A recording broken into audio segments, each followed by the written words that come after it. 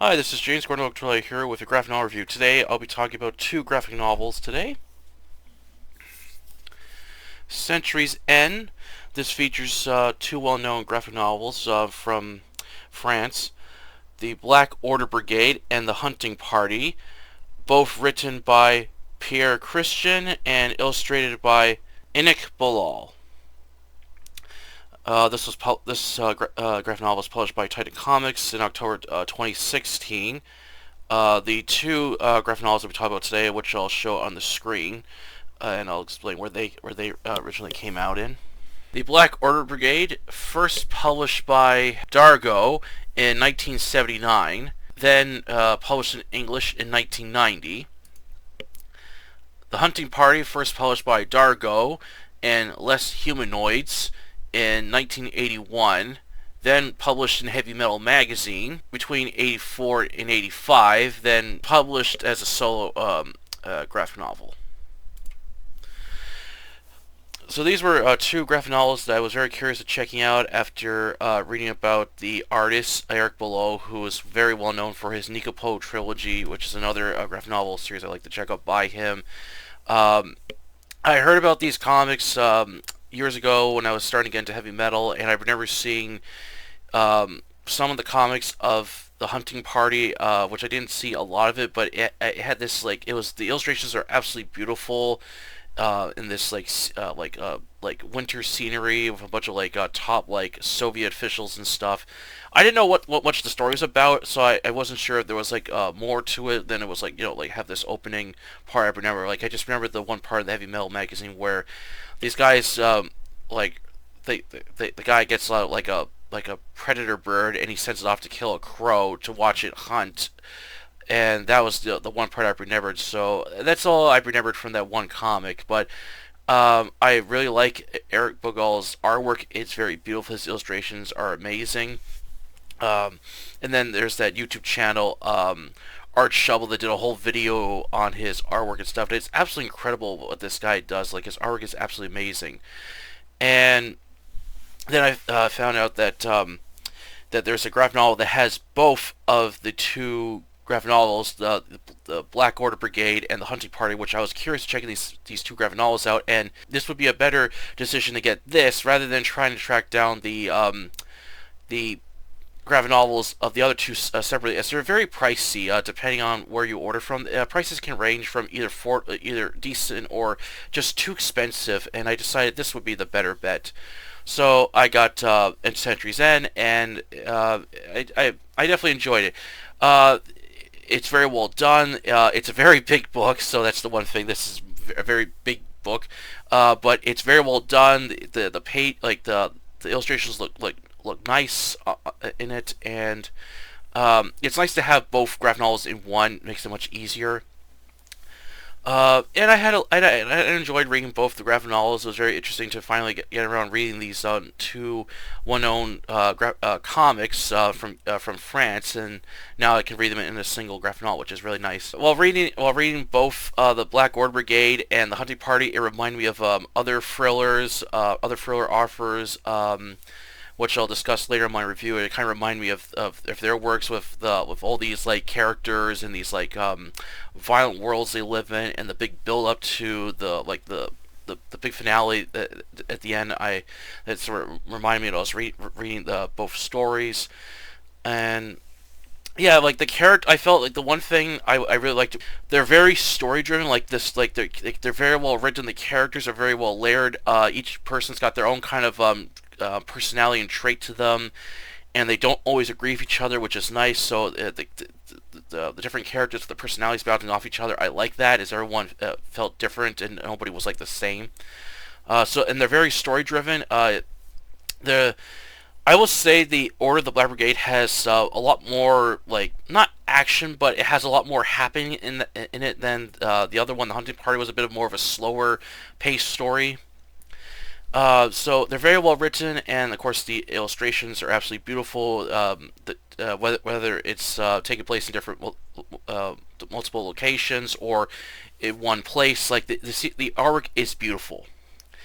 Overall I enjoyed reading both the graphic novels. I will say the out of the two, the Order of the Black Brigade was my favorite out of the two. The Hunting Party was okay. It's a bit on the slower side. Not much a lot happens, and I just kind of felt the story could have been like have a little more to it. I felt it was like a little too short. I wish it had like more going on in it. I thought the premise was interesting, but I just didn't. I felt the finale was not that good. If you're like more into like story driven graphic novels and not so much action, then I would highly recommend checking out the Century's End, as it has both the two graphic novels together, which makes it easy for collectors to get their hands on both of these two graphic novels rather than trying to track down the two copies separately. So yeah, I would definitely recommend this graphic novel if you're interested in checking this sort of thing out. And during my review, I will discuss what I like with it, the things I didn't like with it, and my other thoughts on it as well. Alright, on to the review. The Black Order Brigade. On a cold winter of January 11th, 1978, a small village out in the foothills of Sierra de San in Aragon, with a population of 72, Nievas is massacred by a right-wing terrorist group known as the Black Order Brigade. After killing everyone in the village, they burn it to the ground and send a warning to the Spanish government. They'll continue their attacks unless their demands are met. The next day in London, Jefferson B. Pritchard, a journalist who used to be part of the 15th International Brigade that took part in the Spanish Civil War, is contacted by the Spanish government of the attack, along with giving him a list of names of those behind this terrorist organization. Miguel Villito, a lieutenant known for his savagery in suppressing the Austrian miners during the Republic, promote to general under Franco. Ettore Pistosta, a former Italian tank commander who served Mussolini. Joaquin de Valnano, a fallen aristocrat member of the guerrilla outfit Kings of Christ. Hans Heikel, a high-ranking Nazi member. Du Busquet, a OAS terrorist member. Jarver, a Spanish soldier, joined the Nazis during World War II. Culkin, a French mercenary, and several others. Pritchard tries to publish about the attack, but is rejected from his boss. Angered that nobody is going to do anything about this terrorist group, Pritchard decides to take matters into his own hands and contact his fellow comrades from the 15th International Brigade. With the aid of his assistant, Ricard is able to contact 9 members. Donahue in the Bronx, New York, a very tough member of the Butchers Union who agrees to give them funds to launch their own private war. Paul-Marie Barsac in France, a once high-ranking officer for Charles de Gaulle, living as a hermit but very loyal to both his native country and friends. Christian Avedine at the Copenhagen Salon in Denmark, a politician who is a gambler but loves adventure. Gina Carlo Di Mano in Naples, used to be a judge but his career had tanked, was good at getting information from both sides. Efron Kantz in Tel Aviv, working for Most. Pavel Stranci, originally from the Czech Republic, exiled in Switzerland, he's an ex-engineer and ex-communist. Maria Wisniewska, living in Warsaw, Poland, a successful children's author, and is the only woman of the group. Adil, the oldest member of the group. However, the remaining members aren't interested in joining. Ratcliffe, a screenwriter living in Hollywood. O'Rourke in poor health after getting shot in Belfast during a riot. And Castellan, a priest living in the French countryside. However, he gives Pritchard useful information, and he sends a contact to aid them in their quest for revenge. They all agree to meet in France at the village of Saint Jean de Luz. It has been 40 years since old members have seen each other since 1938, when the 15th International Brigade had disbanded. As they are chatting with each other, catching up on old times, having drinks, then Castellan's contact shows up. He tells them the winter weather is nasty and they must leave now if they are going to pass the border patrols in Spain. Before leaving, Donahue has everyone stand together for a group photo. They all then pack up and leave in a Citroen H wagon, driving out into the night. Later on, they are forced to travel on foot to reach the Spanish border. Suddenly, Donahue collapses from a heart attack. Before dying, he gives the remaining funds and his final words, "I feel just great." The contact suddenly spots the French Border Patrol. He'll take Donahue and create a diversion, allowing the others into Spain. Carrying Donahue, the Border Patrol spots him and orders him to stop, which he refuses and is shot at, causing him to fall down the snowy hill. The following morning, Castellan finds Pritchard taking shelter in an abandoned barn. He gives them a lift on a tractor while the rest hides in a cart. Reaching the church, the group then boards an old bus with nuns, with Casajon taking them to Catalonia to reach the outskirts of Barcelona to meet up with Abadal. They then travel in cars, but they are horrified to see a building in ruins after a huge explosion killed several members of the Workers' Party, and there's no sign of Abadal. Overhearing the police, the attack was carried out by the Black Order Brigade, forcing them to travel on foot the rest of the way, with Casajon joining them. As the group is talking amongst themselves, a girl comes up to Pritchard and gives him a note. It tells him to go to Los Ramis and ask for a vendor for a talkative bird. The group goes to a hotel to rest and changing their clothing. Pritchard and Marie follow the note and find a man with parrots. The vendor is an old friend of Abadal who was killed by the Black Order Brigade after asking too many questions. He warns Pritchard the terrorists have connections with other fascist politicians and even police. He tells him the terrorists are traveling for Sicily on a yacht Nemesis owned by a Greek supporter of the right-wing group. Pritchard and Marie return back to the hotel the tip they were given. They plan to give the terrorists a warning by planting a bomb on their boat. However, as they reach the port, they find the Nemesis is preparing to leave. They notice two Greek sailors waiting by a dinghy. Barsack strips down to his underwear and enters the water, swimming over to the awaiting boat, planting the bomb on board. The others watch the two terrorist members join the Greek sailors, getting on board the boat. As it makes its way to the Nemesis, it explodes. The yacht quickly pulls up its anchor and is leaving. Kratz returns as he was able to bribe a Egyptian crew member to allow them to stow away on board the cargo ship Akeem, taking them to Sicily. It's a long trip, but they make it. Kratz learns that 10 men have been staying in port for 6 days, then vanish. Knowing they'll need a lead, Palermo knows one man might know. Don Carajo Vizdi. Back in the 50s, Palermo tried to put Caballero behind bars, and during the 60s, Caballero tried to kill Palermo with a squad of hitmen. However, neither one was successful, so the two men called a truce with each other. Pritchard and Palermo rent a car and travel to the countryside, entering the village of Ligo Petra. They find Carogella Villa with him waiting for them. Carlo knows what they want and reveals the Black Order Brigade is planning to kidnap Traviani, a communist leader in Rome, and force the Italian Communist Party to either pay up their ransom or be killed. The group travels to Rome by train and begin looking for leads from their old contacts and old friends while keeping a low profile. Strosky, Katz, Avison, and D. Mano have no luck finding any leads. However, Marie was able to find out where the terrorists are staying at. The group stakes out the area while posing as civilians. Katz and Casajon buy guns and wait. Then the day they've been waiting for, when the terrorists leave their hideout, and two black Lancia sedans and a Fiat have left. Kratz and Strasky follow them on a moped but lose them when the street is blocked up by police. Stransky calls Pritchard, telling him there's a protest going on and the Italian Communist Party members and Traviani are at the Palazza, and that's where the kidnapping is going to take place. Pritchard and the others get their weapons ready, hop in their cars, speeding through the streets of Rome. The terrorists storm through the crowd of people while killing a few Italian communist members and attempt to kidnap Traviani. Pritchard and the others show up and move through the panicked crowd. Castiglione and Avison are able to shoot Vellino and the Greek. The terrorists are caught off guard by this but are able to kidnap Traviani and carry the badly wounded Vellino to their getaway car. Stransky speeds by on his moped, shooting at the terrorists with a pistol, and warns the others the police are on their way. Stransky crashes as the terrorists flee. Ricard's group splits up to avoid getting captured. Marie goes over to check on Stransky. Despite some minor injuries, he gets up as Stransky and Marie follow the Black Lazia to the perpetual adoration of the Holy Shroud, a private clinic where the rich can afford any medical treatment. When Pritchard and the others meet up, they learn where Vellino is hiding as the terrorists demand the ransom pay or they'll kill Travanini.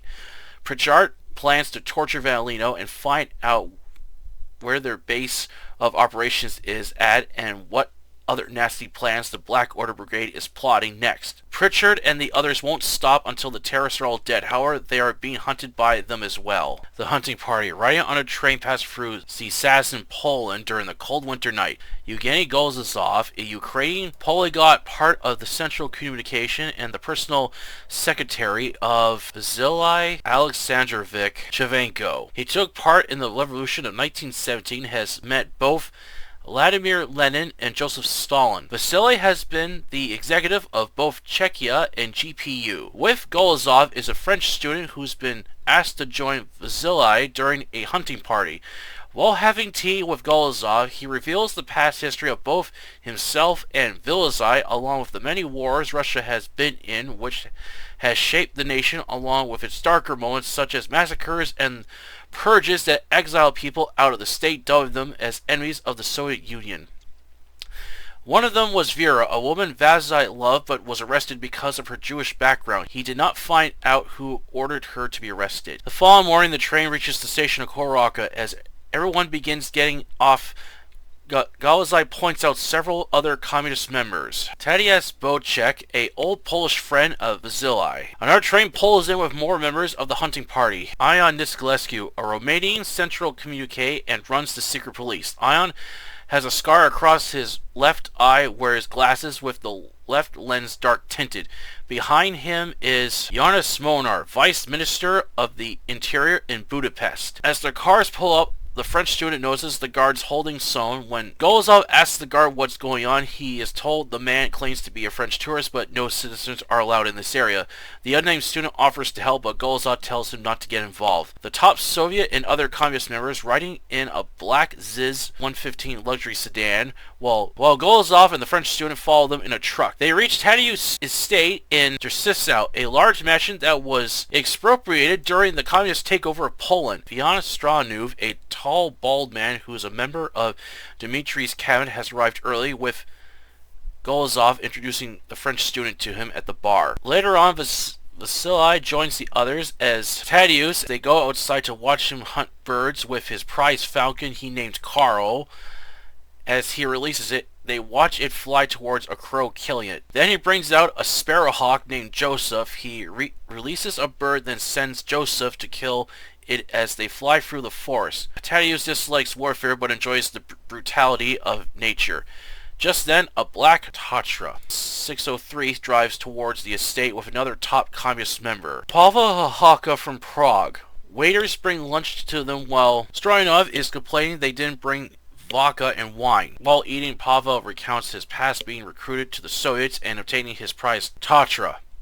After lunch, they get ready to go on hunting trip out in the forest, carrying over and under shotguns. Golazov hands one to the French student. He watches Vasily and the others shoot at birds and hares. They travel through the forest, reaching a small village. It's getting dark and return to the estate. As they return, a large transport helicopter lands in front of the estate. Getting off is Gunther Schutz, a brilliant scholar and philosopher. He became advisor to East Germany under Vasily's wing. Sergei Cervantes, a successor to Vasily. They go inside to relax in the in-ground heated pool. However, Gunther isn't interested. As everyone is enjoying themselves, Vasily relaxes in a chair when Janos appears behind him, asking him if it reminds him of the bathhouse in Budapest back in '56. He watched him while in his workroom pool, working as a reporter for the Soviet Party. After everyone left the bathhouse, however, Janos returned to discover Tiber Elias floating in the pool. It was never ruled if Tiber had drowned or was murdered, but this caused Janos to replace Vanos' dead friend, taking his role in the secret police. While hearing this, Vasily envisions his past covered in blood. During dinner, some of the members begin talking about their political views, which clash with others. However, Strojanov is able to keep everyone calm by making a toast to Vasily and the Soviet Revolution. And during dinner, Golazov and the French student watch Vasily play chess with Gunther before heading off to bed, as they'll be going boar hunting tomorrow morning, then steak in the afternoon. Getting in their cars, they drive deeper into the forest as the weather is very overcast with a thick fog on the ground. Gunther is still bitter. He lost the chess game and vents his anger by shooting a hog in the head with a shotgun. As the others are moving through the forest, they suddenly notice Strojanov is missing. Believing something happened, they go looking for him and find him badly injured by a hog who has him cornered. Nobody is able to get a clear shot, but Vasily is able to kill the hog before it can charge Strojanov. They go to a nearby lodge to treat Strovanov's wounded leg and eat lunch before continuing the hunt. As it's getting dark out, they return back to the estate with most of the members at the optical telescope, with Nikolic looking through it as he enjoys looking at the stars, while Strauska reflects how Vasily saved his life 3 times during the German invasion of Poland and barely survived the Holocaust, and escaping from being hung with charges of titalism. Others talk more about their past and how some have become disillusioned with the Soviet Union, of how it failed them and the troubles they went through, which causes some friction between these members. The French student is puzzled why he is even here in the first place, but is about to be part of an assassination plot against one of these members. Century's End features 2 comics combined into one epic graphic novel, which displays the heavily layered characters and the beautiful yet dark worlds from 2 creative minds. Like the writing of Pierre Christin, his stories are very detailed, with a large cast of characters to follow, along with the different character personalities bouncing off each other. There wasn't a flat or boring character within both stories, as everyone was well layered. The scenery within both the Black Order Brigade and the Hunting Party was amazing. Enik Bilal illustrations really bring these stories to life, from traveling across many parts of Europe to the freezing winter scenes in Poland. Very colorful, showing both the beauty and darkness. Out of the 2 comics, the Black Order Brigade was my favorite. Like the idea of a group of freedom fighters taking on a terrorist group with origins dating back to the Spanish Civil War. Each character had an interesting backstory, as I felt there wasn't a dull or plain characters. I also liked how some would disagree on methods of attack, along with their views on the world. Reading the Black Order Brigade reminded me a lot of other thriller authors like Frederick Forsyth, Robert Ludlum, Tom Clancy, Mara Puza, and Stieg Larsson. Enjoying the yet short, intense moments of action while seeing many places where the characters went. The second comic, The Hunting Party, I didn't like that much. While it has a large cast of heavily layered characters with an interesting setting, along with showing the dark and tragic history of Russia, both in its wars and how cruel people were to become powerful, even arresting or killing their own. However, I felt the plot was a bit dull, as not much happens, mostly talking and hunting. I wish there was more to the story, along with having a bigger finale. I also wish the French student character had a name, as it felt odd having this unnamed character, which he doesn't do anything other than follow Golazov until the end reveals why he was there. Reading The Hunting Party reminded me a lot of Gorky Park. Overall, I still enjoy reading these 2 French comics, as I always interested in checking out fiction from other countries. If you want to read something different that's more story driven than just non-stop action, along with amazing illustrations by Enik Bilal, then I would recommend Century's End. For those who enjoy thrillers along with highly detailed artwork, it's a perfect combination for any graphic novel lover. Oh.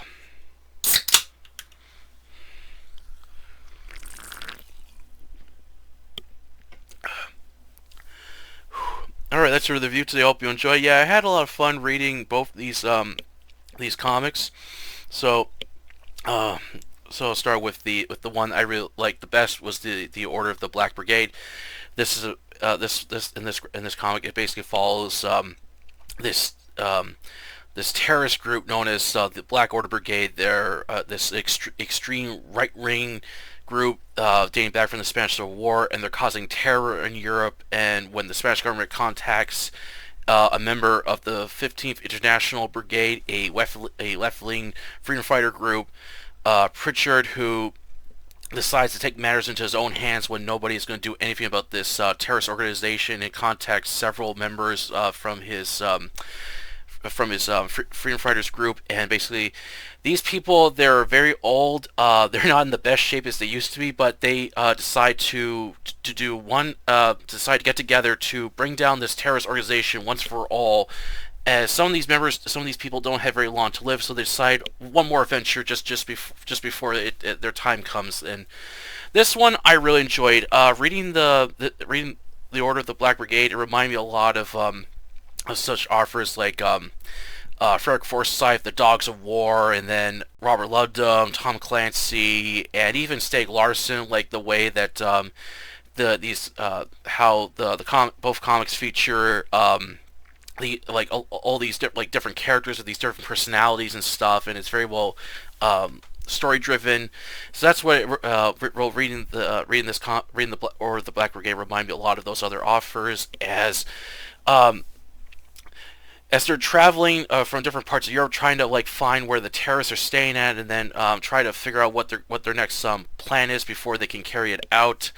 And I really enjoyed this one the most. It was I thought it was like it was a very good like political thriller. I really enjoyed it, and then when you get the moments of action, I really enjoyed. And it was interesting seeing these different characters with their personalities bouncing off each other, and their backstory was really interesting as well, as each one has an interesting personality to them. I'll definitely show some of the parts from the of the graphic novel. So when you start, it starts with this, so you get a large photograph of all the different characters, so you can keep track of who's who during the first story. And the illustrations by Enik Bilal are absolutely incredible. Let's see. I'll show like the beginning part where the Black Order Brigade massacres this town. Like, I really like the illustrations in it. And then yeah, and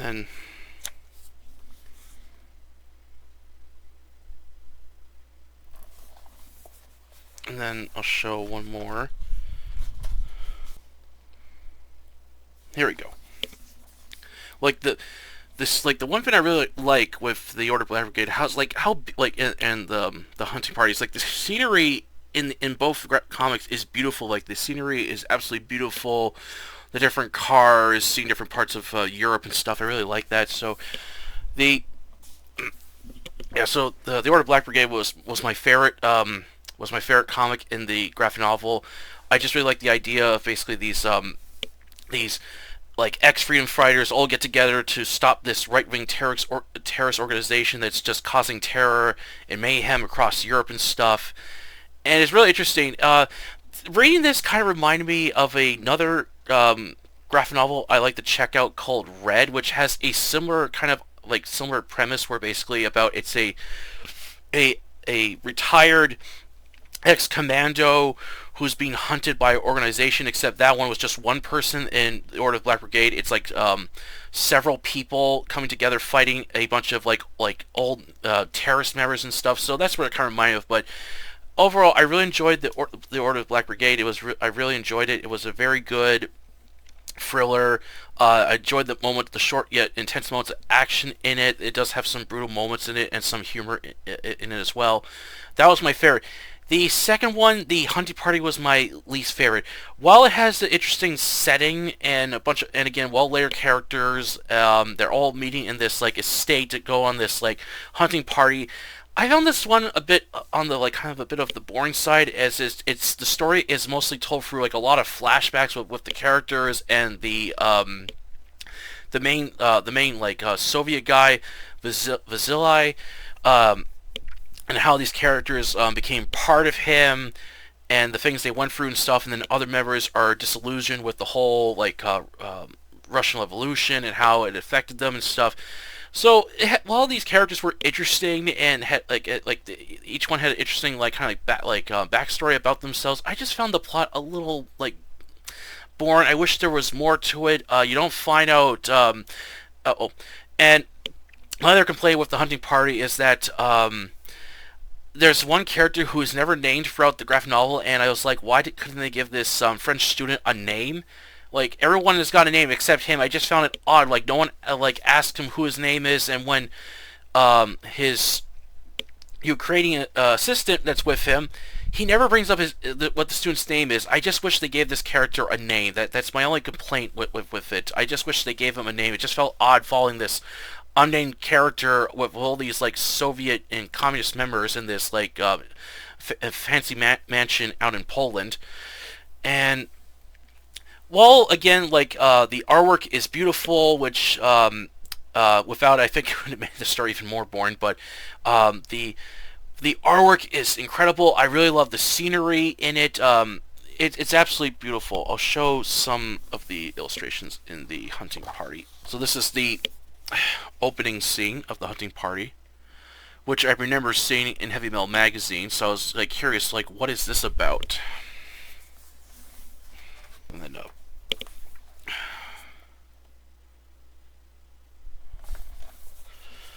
And then, okay, let's see what else. Oh yeah,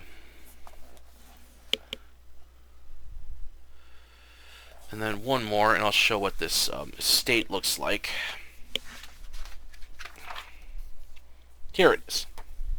So I thought the place where the characters are staying at was really interesting, and the architect is absolutely beautiful. It's like Art Deco that this mansion has, and it comes with its own like telescope, a heated pool, and stuff. This place is awesome.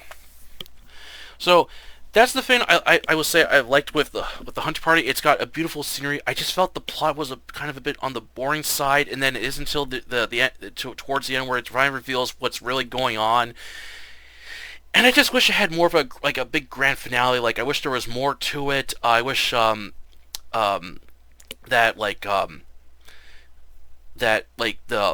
they get cut off in a nasty snowstorm, and then someone begins bumping off these communist members one by one, and people begin turning on each other. I think that would have been a more interesting finale.